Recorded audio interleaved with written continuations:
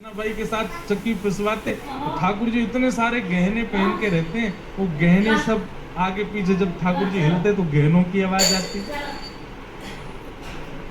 जना भाई बोलते अब मेरी चक्की परेशान नहीं करी, तुम्हारे गहने परेशान कर रहे हैं। तो ठाकुर जी अपने सारे आभूषण उतार करके किनारे धर देते कि जना बाई का स्वर मैं सुनता रहूं, इस स्वर के बीच में कोई और बाधा नहीं आवे।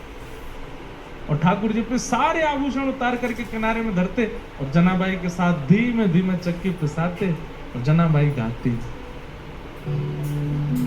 इसके बाद की लीला थोड़ी सी हृदय को थोड़ी पीड़ा तो देती है, पर है लीला। फिर ऐसा हुआ कि सुबह का समय हो गया, ठाकुर जी बैठे रहे पूरी रात। इतने में ही मंगल बाजे बजने लगे, घंटे घड़ियाल बजने लगे। पंडरीनाथ भगवान की मंगला आरती, उसको काकड़ा आरती बोलते हैं, काकड़ा आरती का समय हुआ। ठाकुर जी बोले ए जना, मैं तो भूल ही गया। क्या हो गया? बोले मंदिर में आरती होने वाली है। तो जना भाई बोली जल्दी जाओ, मंदिर जाओ। और जना भाई थोड़ी भावुक हो गई। ठाकुर जी बोले तू क्यों भावुक होती? बोले पूरे दिन कल सोए नहीं, रात भर मैंने सोने दिया नहीं, अब फिर से दिन में जाके उठ जाओगे।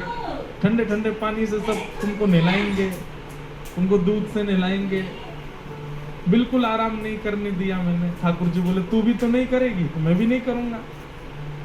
इतना सुख ठाकुर जी जनाबाई को। जना तुरंत ठाकुर जी जाने लगे तो जनाबाई से बोले ए सुन, तू अपनी सॉल दे दे। क्यों? ऐसे जाऊंगा तो सब पहचान जाएंगे मुझको, वहां पुजारी पंडा सब भारी खड़े होंगे, थोड़ा ढक के जाऊंगा खुद को तो किसी को पता नहीं चलेगा। और जनाबाई की सॉल लपेट करके श्री पंडरीनाथ भगवान पहुंचे मंदिर। बाहर पंडा पुजारी खड़े थे, चुपचाप ठाकुर जी मुंह ढकढका के भीतर घुस गए। पंडाओं ने सोचा कोई होंगे, भीतर के सेवक होंगे। और भीतर जाकर के ठाकुर जी जैसे ही अपनी वेदी के ऊपर खड़े हुए ही थे, इतने में ही कपाट खुल गए। सॉल उतार ही नहीं पाए ठाकुर जी। और ऐसे जैसे खड़े भये कपाट खुले, सब लोग जय जयकार करने लगे, पंडरीनाथ भगवान की जय, रुक्मिणीनाथ भगवान की जय। वहीं दर्शनार्थियों में नामदेव जी खड़े थे। नामदेव जी ने जैसे ही ठाकुर जी को, नामदेव जी का नियम था रात्रि शयन के दर्शन करके जाते थे, फिर सुबह मंगला में आते थे। रात्रि शयन में ठाकुर जी इस सॉल में तो नहीं थे।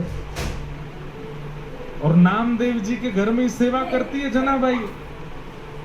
और जनाबाई की सामग्री नामदेव जी को पता है वो क्या पहनती है।